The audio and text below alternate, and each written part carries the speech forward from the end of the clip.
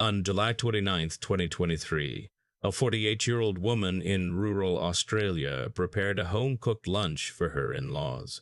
She'd made individual beef Wellingtons from scratch, pastry, filling, mushrooms she said she'd foraged to sell. By the end of the afternoon, all 4 of her guests were doubled over in pain. Within a week, 3 of them would be dead. Her name was Erin Patterson, and the lunch she served that day had been months in the making. Dawn and Gail Patterson had been married for nearly 50 years. They lived in Korumbura, a small town in Victoria's South Gippsland region, and they were the kind of couple who still did everything together. Dawn was 70 years old, a quiet and steady man who'd spent his life building a home and a family he could be proud of. Gail, also 70, was the heart of the Patterson family, the one who organized the dinners, remembered the birthdays, and kept everyone connected. They had 4 children, and they adored their grandchildren, including the 2 young ones who belonged to their son Simon and his estranged wife Erin. And so Dawn and Gail weren't the only ones invited that Saturday. Gail's older sister, Heather Wilkinson, 66 years old, and Heather's husband, Ian, 68, were coming too. Ian was a Baptist pastor at a local church in Leongatha, a gentle man devoted to his faith and to Heather, the woman he'd spent decades building a life with.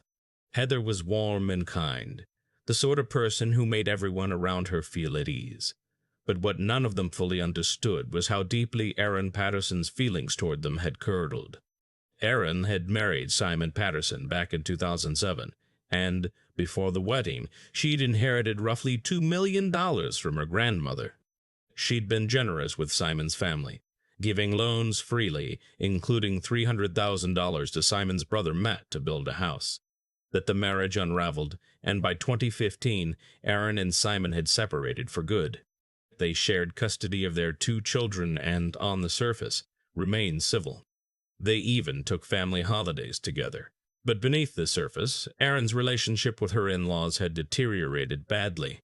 In 2022, Simon had filed a tax return listing himself as single, and because of that change, Erin lost her eligibility for government child support payments. She blamed Simon, and she blamed his parents for not intervening on her behalf. In December of 2022, Erin sent a message to a friend on Facebook that read, "I'm sick of this. I want nothing to do with them," but she didn't cut ties with them. Instead, 7 months later, she invited them over for lunch. And that decision, the decision by Dawn and Gail and Heather and Ian to accept Erin's invitation, is one that would haunt the Patterson and Wilkinson families for the rest of their lives. Erin had arranged for her 2 children, one 9, one 14, to spend the afternoon with a friend. She'd have the house to herself for the lunch. She prepared individual beef Wellingtons for each of her 4 guests, and she sat down with them to eat. By late afternoon, all 4 guests had begun experiencing severe stomach cramps, nausea, and vomiting. Erin drove them to the hospital and checked herself in too, reporting similar but milder symptoms. But here's the thing about death cap mushrooms. Amanita phylotis is one of the most lethal organisms on the planet, and it works slowly. The initial symptoms, the cramping, the nausea, those hit within hours, but then they seem to fade.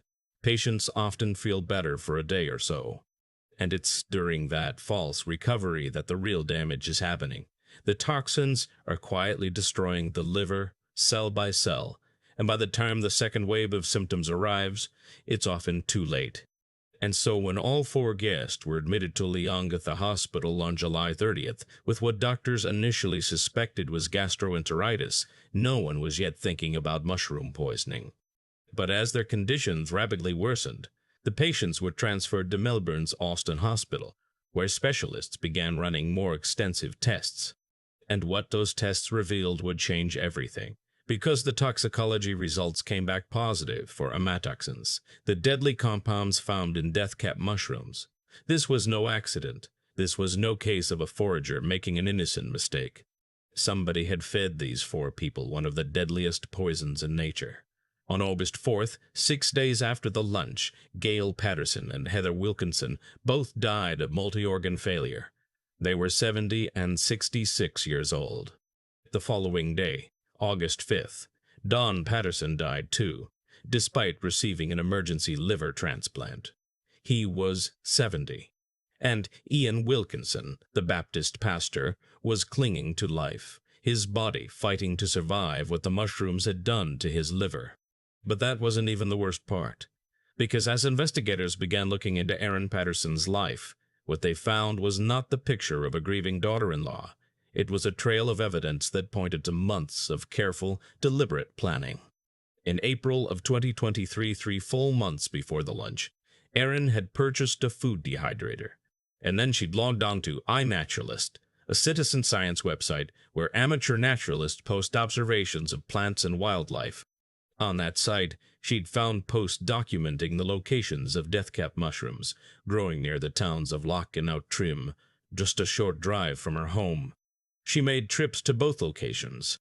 Therefore, investigators now believed they were looking at something far more sinister than a kitchen accident. They were looking at a woman who had researched where deathcap mushrooms grew, traveled to those locations to collect them, purchased a dehydrator to process them, and then served them to her family inside individual portions of beef Wellington. And then came the CCTV footage. On August 2nd, just 4 days after the lunch, while her guests were still alive and fighting for their lives in the hospital, cameras at the Coonawarra transfer station captured Erin pulling up in her red MG SUV. The 47-second clip showed her carrying a large black object into a shed and leaving without it. That object was the food dehydrator. When police recovered it, they found Erin's fingerprints on it and traces of Amanita phallides toxins embedded in its surface. But this is where the story takes its darkest turn, because investigators would eventually uncover evidence suggesting that the July lunch wasn't even Erin's first attempt to poison a family member. Simon Patterson, her estranged husband, told police that on at least 3 separate occasions in 2021 and 2022, he'd become violently ill after eating food Erin had prepared for him: a pasta bolognese, a chicken korma curry, a vegetable wrap. One episode was so severe that Simon fell into a coma and required emergency surgery to remove part of his bowel. A medical expert who reviewed Simon's records concluded that his symptoms were consistent with ingestion of barium carbonate, an ingredient commonly found in rat poison. And so by November of 2023, Victoria police had seen enough. Erin Patterson was arrested and charged with 3 counts of murder and 1 count of attempted murder. The trial began on April 29, 2025, in the Supreme Court of Victoria, and over 9 weeks the prosecution laid bare the full scope of what Erin Patterson had done. They showed the jury her search history, queries about deadly mushrooms, about cooking techniques, about foraging. They showed her Facebook posts from months earlier, photographs of a dehydrator surrounded by dried mushrooms, posted publicly as though it were a harmless hobby. They showed the CCTV footage of her disposing of the evidence while 3 people lay dying in hospital beds.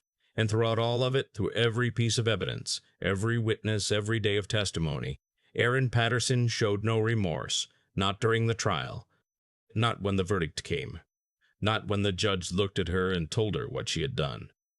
What the victims experienced in those final days was agony. Death by amatoxin poisoning is not quick, and it is not painless.